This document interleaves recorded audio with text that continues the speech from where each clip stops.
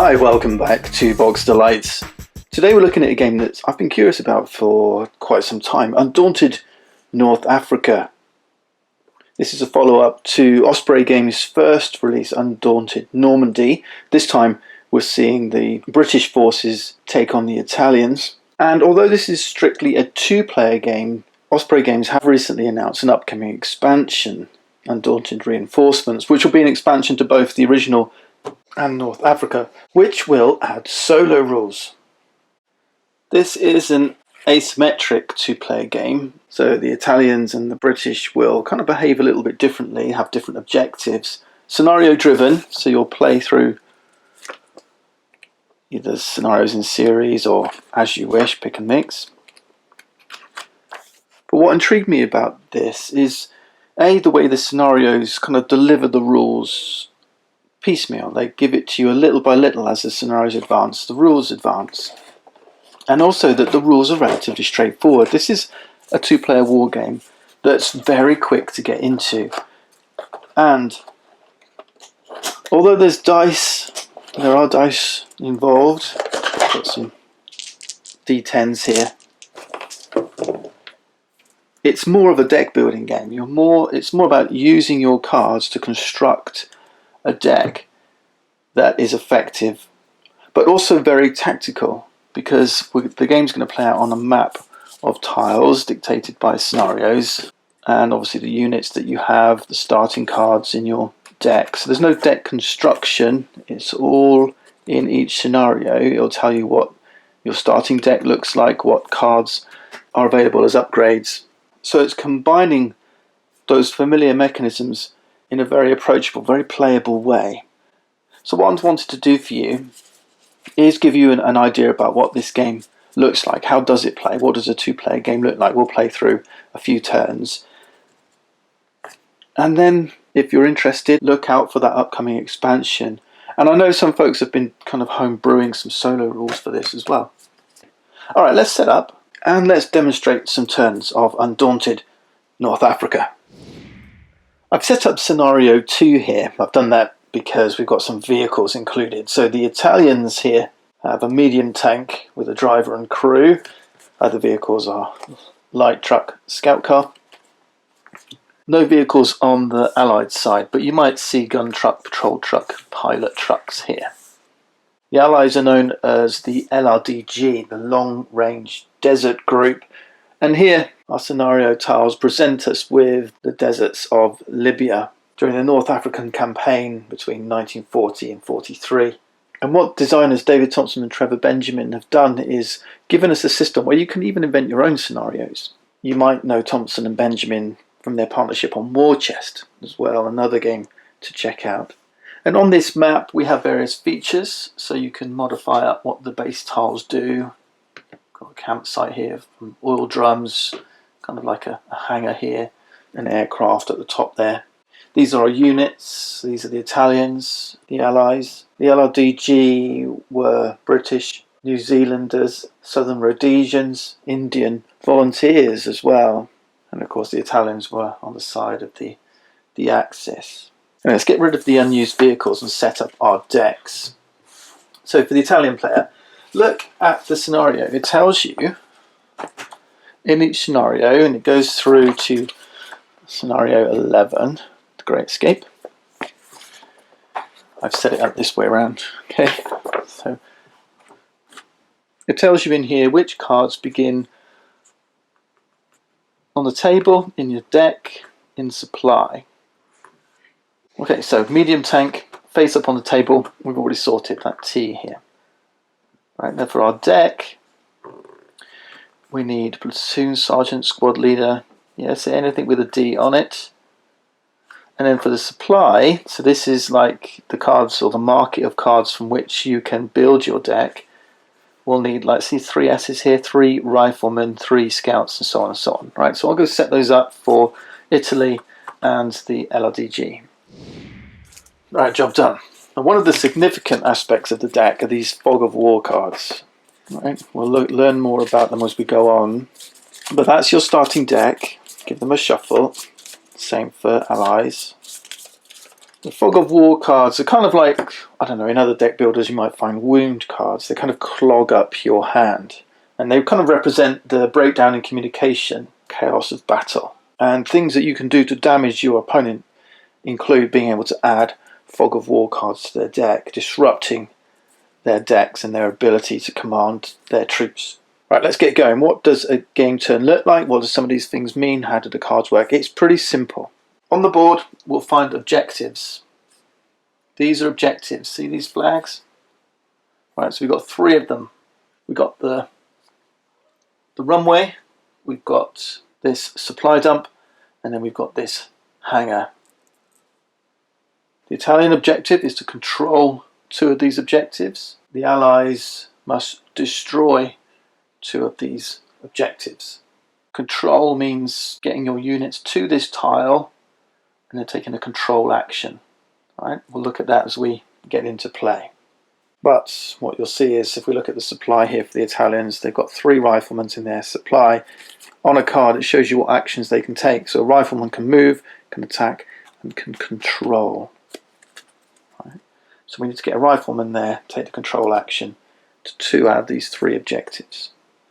Okay, let's start a turn. What does a turn look like? Simultaneously, both players draw 4 cards from their decks. Now I say this is strictly 2-player. There have been some solo rules dotted around, some home-brewed ones. Like I say, look forward to the reinforcements next year. But one of the things that people are doing is choosing an AI player, blindly drawing their cards and then blindly drawing from their hands. Okay, let's have a breakdown of what we can do. So these are all the actions. Now you'll notice Fog of War's got no actions on it. Right? But what it does have is a number in the top left corner. This is the initiative number. The first thing we're going to do is choose a card from our hand that we're not going to use. Instead, we're going to use it for its initiative. Initiative's an important thing in this game. Initiative means who's going to get to play their hand of cards first. Let's assume the Italians, well, these are quite good cards actually. Let's assume they're not that bothered and about initiative and throw away the Fog of War. So each player places a card face down. We simultaneously reveal. Initiative 1 from the Italians, so the Allies played 4.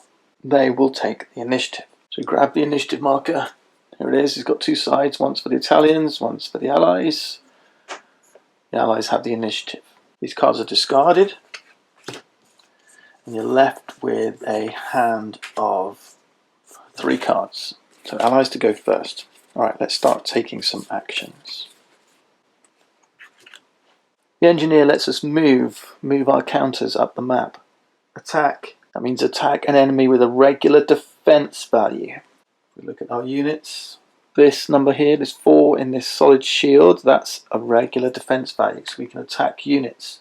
This medium tank has a defense value, it has a shield, but it has this kind of bordered shield. That's an armoured defense. A regular attack won't do anything against an armoured defense. For that, we need an anti-tank action. So if you look in the supply, the anti-tank rifleman has an anti-tank action. You'll notice too that our objective markers have a shield with a dotted line around the outside. This is a structure defense. Okay, and for this we need a demolition action. Our engineer has a demolition action. Okay. It also has a repair action that allows you to remove damage from vehicles. You can repair your vehicles, right? Well, we don't have any vehicles as it goes. So the action that I might be interested in here is the move action. For attacking and demolition, the range of your target is going to be significant. For demolition, you have to be on the same, where's our engineer? You have to be on the same tile. Right, so I'm going to have to move my engineer up here to destroy these structures. For attacking at range, there's a bonus added. So let's say I want to attack. Let's say this engineer wants to attack, say, these scouts here. They've got a defense of 5. You then add the number of tiles away. 1, 2, 3, 4, 5, 10. Okay, 5 plus the 5 range. As it goes, you also add the cover bonus, which in this example is 1, so that will be 11. We'd need to roll a number of dice. This is where you use your D10, and this is an attack 1, so it'll be 1 die, and we'd need to get an 11 or more. 0 on these dice is always a success for the attacker. So attacking at range is difficult because it means your chances of success are much harder. Do you see how simple the mechanisms are? Significant, but simple. So you've got to use the landscape, look for cover bonuses, look for range. There's not line of sight stuff going on here. There are some hill bonuses. So if I look on this tile 13, for example, I'll just flip it over. Each tile is double-sided, so you can see there's lots of variability. There's 22 different tiles, each with a double side, so there's 44 different pieces of terrain, plus these markers that get placed to modify things as well. But on the back here, this is a hill. So if you're attacking from another hill, the combat cover bonus is 1. If you're attacking from a tile that's not a hill, then it's an additional 3. All right. I'll talk about these tokens in a minute. That shows you whether the terrain is known, whether you've scouted this terrain or not. Okay, so we've kind of covered a lot already, but let's take our action for the allies, and yeah, let's move our engineer. Let's move our engineer up. So it's got move 1. We're going to play this card for his action. Remember, it's the allies' turn. They won initiative. So here's the engineer. He's doing a move 1. Up he goes. Now there's a rule. These tiles have been scouted. They've been scouted by the allies. Right, this different colour, this is a tile scouted by the Italians. You can only move onto a tile that's been scouted. So at the moment we're very limited about where we can move to. There is a scout unit. The scout unit says scout 2 here, for example. This says you can move and add scout counters as you go.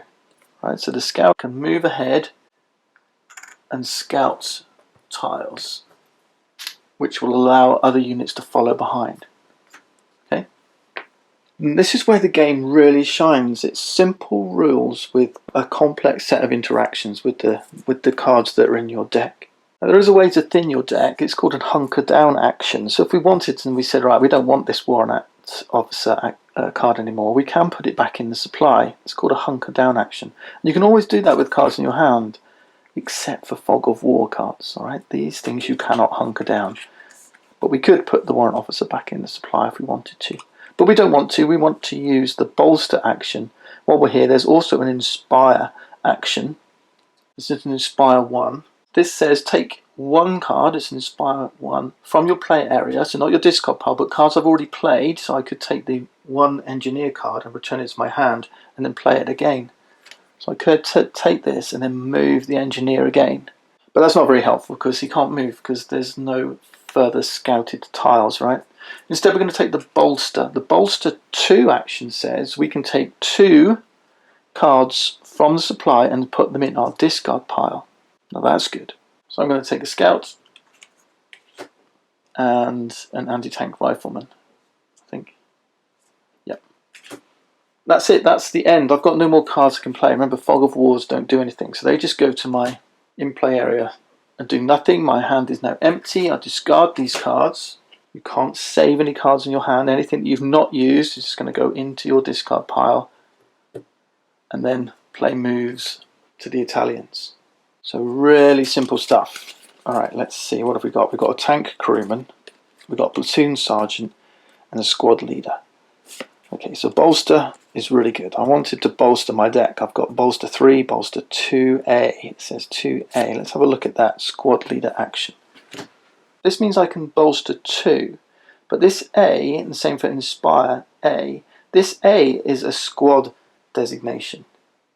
If you look at your cards, and indeed your unit tokens, this rifleman, defense 4, is in squad A.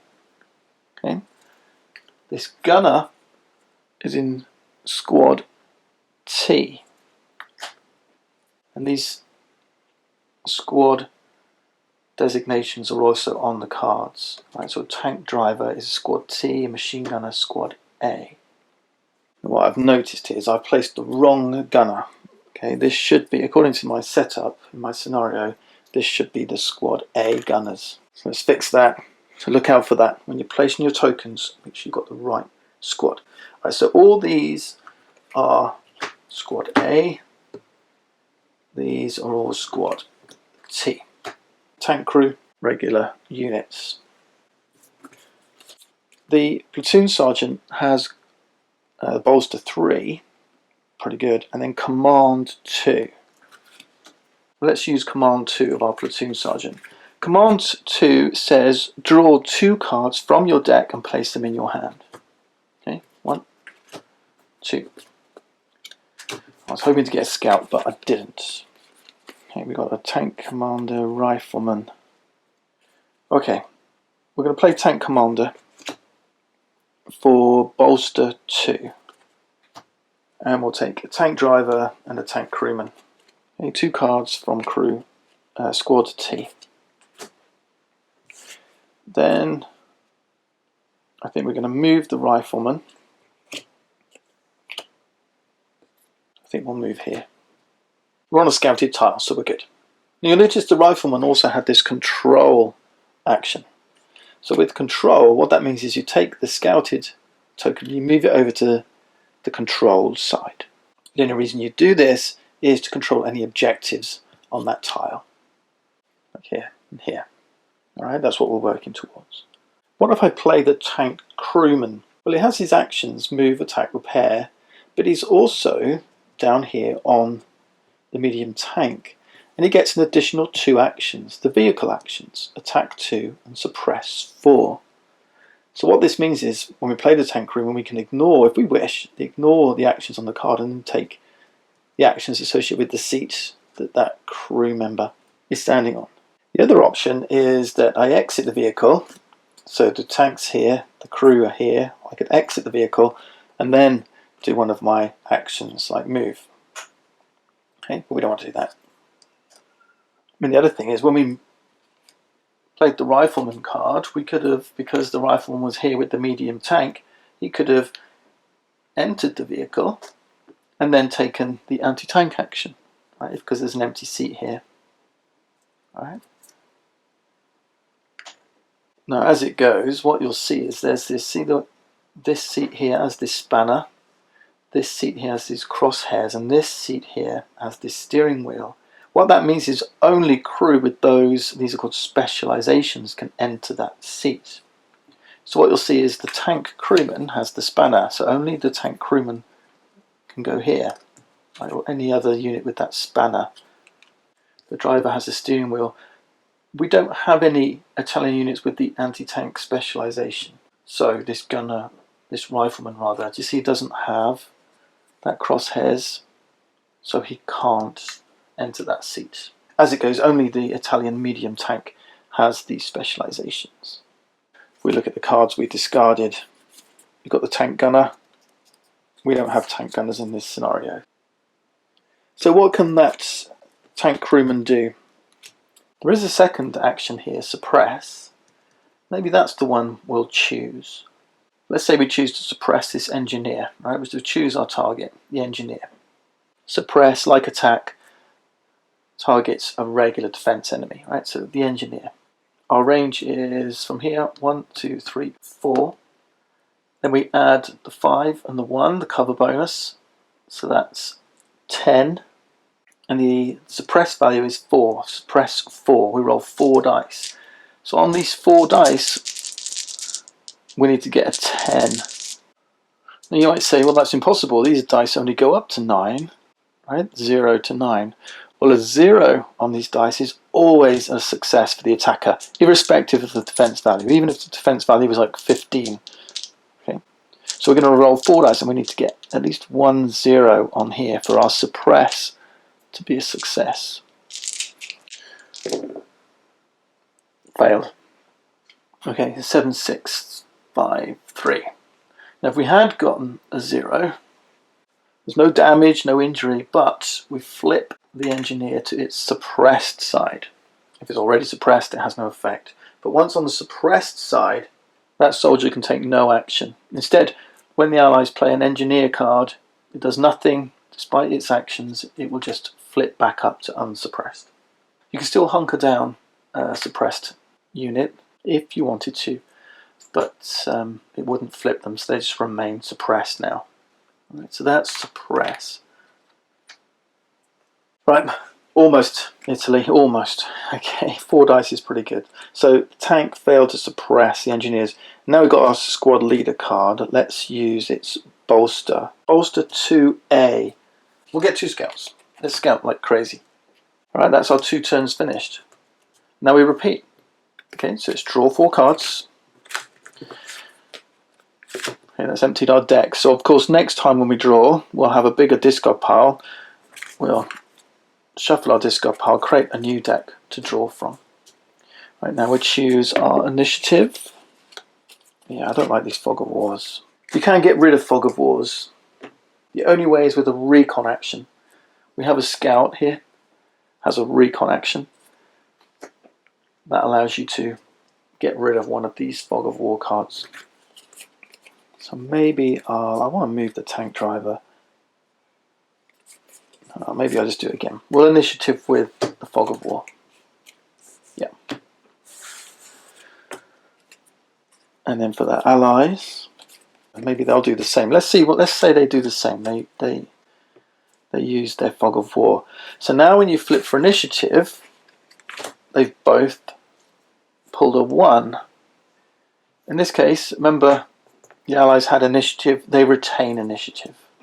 Okay, so that's not a bad play for the allies. Okay, let's see what will they do next. All right, let's use the Scout 2 action. Let's move our scout. When the scout, we're going to move it twice, but when the scout moves into a space that's already been scouted, it does nothing. The scout here, right, this is a new tile. It's not been scouted by us before, so we take a token, we place it on. Now we've scouted this tile, but every time you place a new control counter, one of these scouted counters on a new tile, you have to take a Fog of War card and put it in your discard pile. Okay? Thematically, when we came in here, we didn't know what was there, right? So, Fog of War in our discard. Remember, scouts can get rid of these using the recon action. Right, that's scout 1, 2.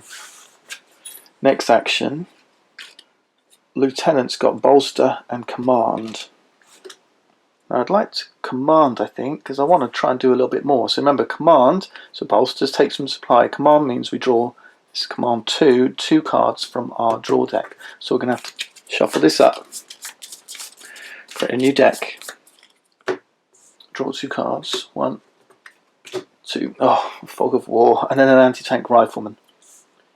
Okay, well let's move the anti-tank rifleman up 1 spot. I quite like to move him up here because this has got an extra cover, and also we're heading towards this second objective.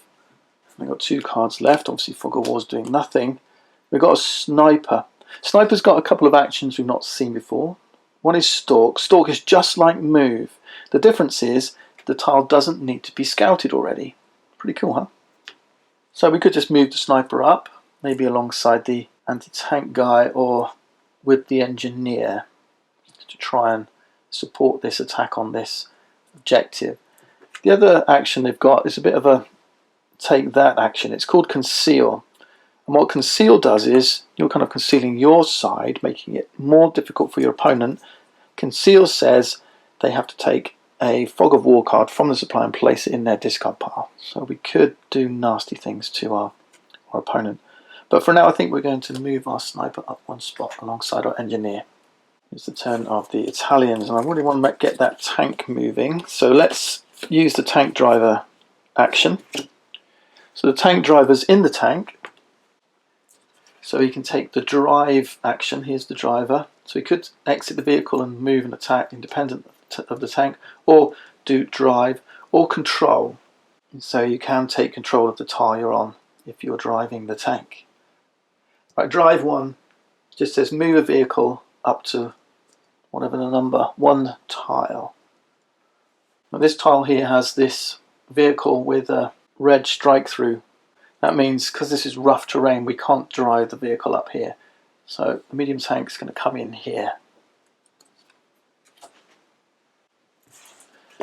Now we got yeah, a good opportunity to have a go at these scouts. But as it goes, we're going to do scout 2 ourselves. Scout 2. 1, 2. Place a scouted token. Got 1 action left, a machine gunner. all the way back here. So if I did a suppress, the scout's got 6 defense, and that would be 1, 2, 3, that would be 9. We need a 9 or a 0 from 4 dice. Or we could just move the gunner up. I'm going to move the gunner up. Okay, move 1. That's it. Draw 4 cards. Oh, I forgot to put the discard pile where it should be. Alright, so shuffle back up, draw 4 cards for each. So it's a pretty simple game, right? Rules are straightforward, but what you can do and how you build your deck, how you thin your deck by hunkering down, getting rid of those fog of wars, is where the game is going to shine. So let's... that's not great, is it? I'll do a little bit of initiative here. Let's do this. Okay, so initiative stays with the Italians. We're going to drive the tank. It's going to come up here. Then we're going to use the crewman, because we can try and attack that scout. And that's, I think, the final thing I've not shown you is how to do that damage. We stand a good chance here, because the scout is vulnerable to our tank. We've got attack 2, so we're going to roll 2 dice. He's got defense 6, no bonus, and is at range 1, so that's 7. So we need 7 or more with our 2 attack. And that's the thing, the scout's pretty good defense. But let's say we do some damage. Okay, we've got a 0 in there. So we've got a damage, we've got a hit. It doesn't matter how many dice are successful. All that matters is we've hit, we've got a success on the scout. Now the defender takes their hand, and if possible they must remove a matching card from their hand. They do. If they didn't, they would search for a scout card from their discard pile.